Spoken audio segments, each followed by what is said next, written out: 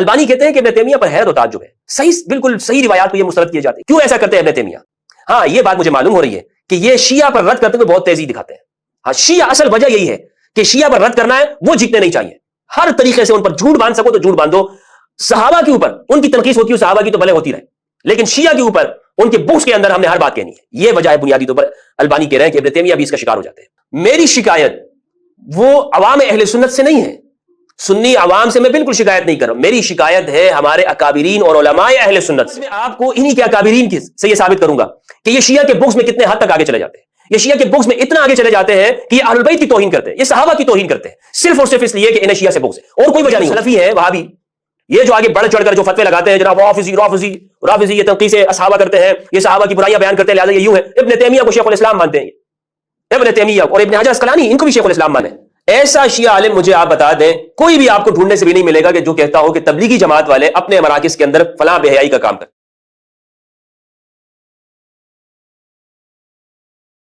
بسم اللہ والصلاة والسلام علی رسول اللہ وآلہ وعلی السلام علیکم ورحمۃ اللہ وبرکاتہ۔ اس آیت کریمہ میں اللہ رب العزت نے یہ حکم دیا ہے کہ جب بھی ہم کسی قوم، کسی فرقے، مسلک، کسی گروہ کے بارے میں گفتگو کریں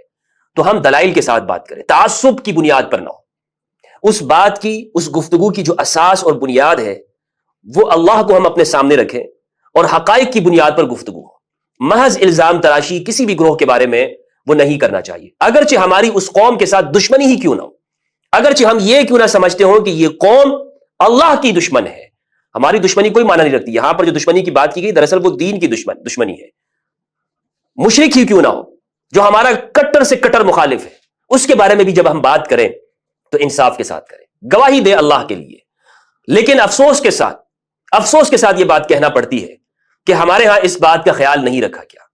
اللہ کے لیے گواہی نہیں دی گئی۔ جب بھی گواہی دی گئی مسلک اور فرقے آڑے آیا، جب بھی گواہی دینے کی بات آئی ہم نے یہ دیکھا کہ اس میں میرے مسلک کا کیا موقف ہے، میری مسجد والے کا کیا موقف ہے، میرے اپنوں کا کیا کہنا ہے۔ اگر وہ ایک سائڈ پر ہوتے تو میں حق جانتے ہوئے بھی خاموش ہو جاتا ہوں یا ان کی حمایت میں بات کرتا ہوں کہ جو میرے فرقے کے لوگ۔ کیوں؟ اس لیے کہ ناراض ہو جائیں گے، اکثریت ناراض ہو جائے گی، معاشرہ ناراض ہو جائے گا، لوگ کیا کہیں گے، فرقے والے کیا کہیں گے، مسجد سے نکال دیا جاؤں گا۔ یہی میں عرصے سے یہ بات کرتا چلا آیا ہوں کہ ہمیں عدل اور انصاف سے کام لینا چاہیے۔ ہم جب بھی کسی گروہ کے بارے میں بات کریں تو ہم یہ نہ دیکھیں کہ یہ مسلک میرا ہے، یہ فرقے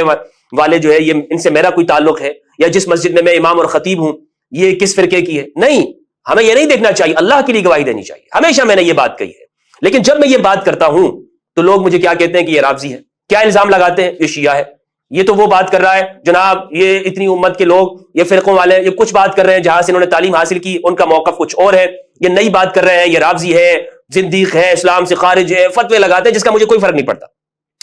میری شکایت وہ عوام اہل سنت سے نہیں ہے، سنی عوام سے میں بالکل شکایت نہیں کر رہا ہوں، میری شکایت ہے ہمارے اکابرین اور علماء اہل سنت سے۔ عوام تو بیچاری، ان کے بارے میں تو مشہور کیا ہوا ہے العوام کالانعام، عوام تو چوپایوں کی طرح۔ یہ ہمارے جو مولوی ہیں عوام کو، پیپلز کو، لوگوں کو چوپائے کی طرح مانتے ہیں کہ ان کے کیا اعتبار ہے۔ تو اسی لیے میں عوام کی، میں ایسا نہیں مانتا ہوں، میں اس بات کا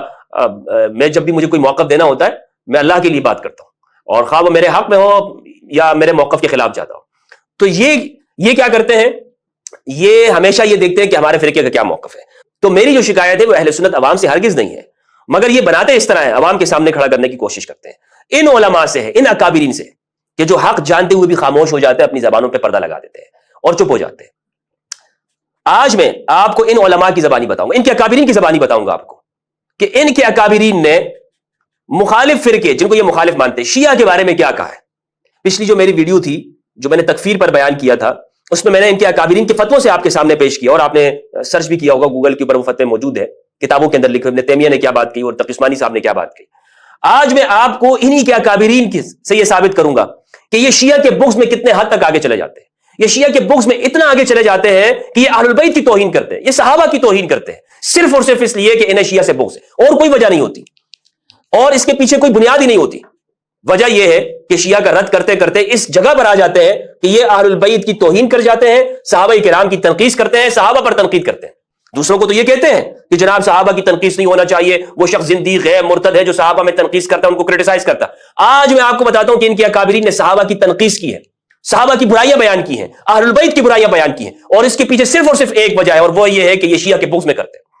کوئی اور وجہ نہیں ہے، صرف شیعہ کے بوکس کے اندر۔ کیوں ایسا کیوں ہے میرے بھائی؟ او بھائی، یہ سب سے بڑا امت کا مسئلہ یہی ہے کہ آج امت مسلمہ جو تقسیم ہے اس کی وجوہات اور اسباب کیا ہیں؟ کیا یہ جھوٹ اس کی وجوہات نہیں ہے کہ آپ نے جھوٹ باندھے، تہمتیں لگائی ہیں دوسروں کے اوپر، دوسروں پر آپ نے وہ باتیں باندھی ہیں کہ جو وہ دل سے اہل البیت سے محبت کرتے تھے، آپ نے ان کے بارے میں جھوٹ بول دیا۔ آپ نے کہا نہیں، آپ کو اصل میں یہاں پر اپنے اکابر اور فرقوں کو بچا رہے ہیں۔ آپ کے جو اکابرین تھے انہوں نے جو غلطیاں کی ہیں وہ غلطیاں انڈے بچے دے رہی ہیں، اور اسی کے پیچھے آپ چل رہے ہیں، اور کوئی وجہ نہیں ہے۔ ابن حجر اسقلانی رحمہ اللہ نے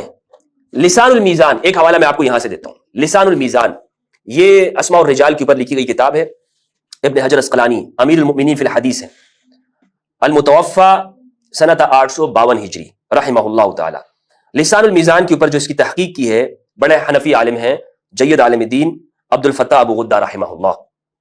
انہوں نے اس کی تخریج بھی کی اور اس پر حاشیہ بھی لگایا ہے۔ اس میں یہ شیعہ عالم تھے یوسف بن حسن بن مطہر ہلی، ان کی حالات زندگی میں ابن حجر اسقلانی نے ایک بات لکھی ہے، ان کے حالات، ان کے ترجمے کے اندر یہ بات لکھتے ہیں بتاتے ہوئے کہ یہ کون تھے، اور اس حالات زندگی کا نمبر ہے، جلد نمبر ہے اس کا لسان المیزان، جلد نمبر 8 اور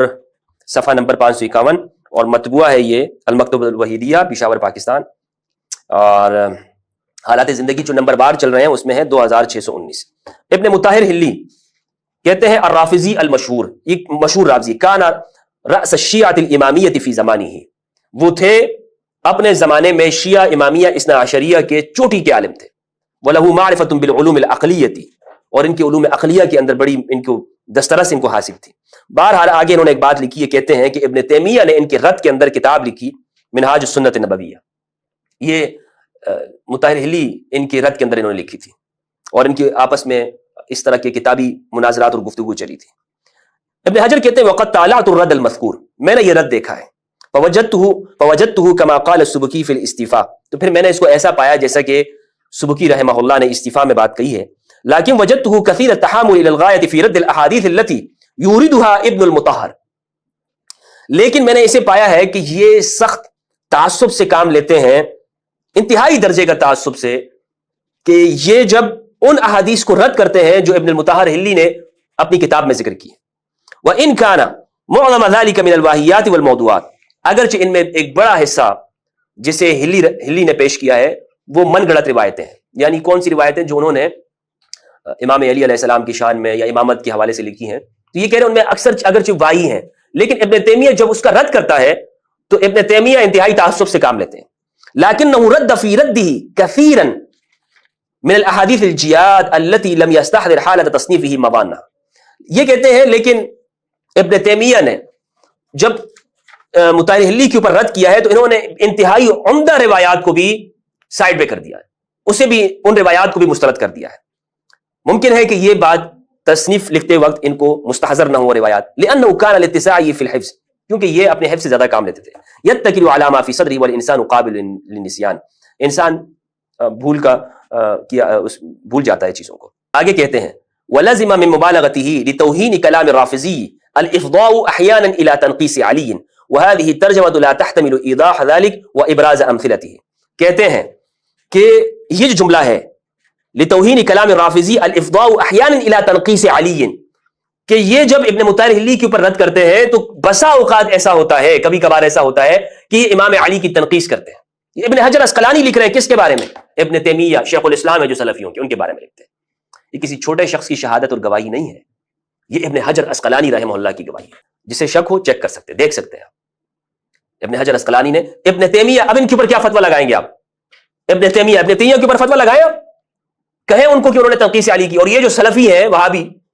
یہ جو آگے بڑھ چڑھ کر جو فتوے لگاتے ہیں جناب رافضی یہ تنقیص اصحابہ کرتے ہیں، یہ صحابہ کی برائیاں بیان کرتے ہیں لہذا یہ یوں ہے، ابن تیمیہ کو شیخ الاسلام مانتے ہیں، یہ ابن تیمیہ اور ابن حجر اسقلانی ان کو بھی شیخ الاسلام مانتے ہیں، امیر المؤمنین فی الحدیث مانتے ہیں، اور امام علی علیہ السلام کی تنقیص کرنا یہ کفر ہے۔ صحیح حدیث ہے مسند احمد کے اندر، فضائل الصحابہ کے اندر، طبرانی کے اندر، مستدرک الحاکم کے اندر صحیح حدیث ہے۔ البانی نے بھی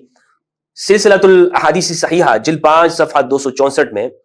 ابن تیمیہ کے بارے میں اسی طرح کا تبصرہ کیا، اگرچہ البانی یہ سلفی ہیں لیکن انہوں نے یہاں پر بڑی جرأت کے ساتھ اور غیر جانبداری کے ساتھ یہ تبصرہ کیا ہے، وہ کہتے ہیں کہ منہاج السنہ کے اندر ابن تیمیہ نے جو روایات سے استدلال کیا ہے وہ بہت جید استدلال ہے، تعریف کرتے ہیں ابن تیمیہ کی، لیکن وہ اس بات پر تعجب کا اظہار کرتے ہیں کہ ابن تیمیہ وہ کیوں صحیح روایات کو مسترد کر رہے ہیں۔ اس پر بڑا انہوں نے، جیسے مثال کے طور پر من کنت مولا فہذا علی مولا اللہ موال من والا وعاد من عادا، یہاں پر آگے انہوں نے اللہ موال من والا وعاد من عادا، ابن تیمیہ نے اس پر اعتراض کیا ہے، لیکن یہ جو من کنت مولا فہذا علی مولا ابن تیمیہ اس کو صحیح مانتا ہے۔ تو بہرحال یہاں اس سے جو مستفاد ہو رہا ہے، البانی کہتے ہیں کہ ابن تیمیہ پر حیرت و تعجب ہے، صحیح بالکل صحیح روایات کو یہ مسترد کیے جاتے ہیں، کیوں ایسا کرتے ہیں ابن تیمیہ؟ البانی سوال کر رہے ہیں کہ آخر ابن تیمیہ کی کیا وجہ ہے، کیا بیماری ہے ابن تیمیہ کو، کیوں ایسا کر رہے ہیں ابن تیمیہ؟ تو انہوں نے لکھا ہے، پیج نمبر میں نے آپ کو بتایا، کہتے ہیں هذا كله من بیان شیخ الاسلام وهو قوی متین كما ترى۔ ابن تیمیہ کا استدلال بہت زبردست ہے، مضبوط بات انہوں نے کی ہے۔ فلا ادری بعد ذلك وجه تكذيبه للحديث الا التسرع والمبالغه في الرد على الشيعة غفر الله لنا وله۔ کہتے ہیں لیکن اتنا اچھا انداز ان کا ہے ابن تیمیہ کا، استدلال قوی ہے، مضبوط استدلال کیا ہے، لیکن پھر مجھے نہیں پتا چل رہا کہ کیا وجہ ہے کہ یہ حدیث کو جھٹلا رہے ہیں۔ ہاں یہ بات مجھے معلوم ہو رہی ہے کہ یہ شیعہ پر رد کرتے ہوئے بہت تیزی دکھاتے ہیں۔ ہاں شیعہ اصل وجہ یہی ہے کہ شیعہ پر رد کرنا ہے، وہ جیتنے نہیں چاہیے، ہر طریقے سے ان پر جھوٹ باندھ سکو تو جھوٹ باندھو۔ صحابہ کے اوپر ان کی تنقیص ہوتی ہے، صحابہ کی تو بھلے ہوتی رہے، لیکن شیعہ کے اوپر ان کے بغض کے اندر ہم نے ہر بات کہنی ہے۔ یہ وجہ ہے بنیادی طور پر البانی کہہ رہے ہیں کہ ابن تیمیہ بھی اس کا شکار ہو جاتے ہیں۔ غفر اللہ لہ ولنا، غفر اللہ لنا ولہ، اللہ اسے بھی معاف کر دے اور ہمیں بھی معاف کر دے۔ آخر میں مغفرت کی دعا بھی کر دی اس کے لیے۔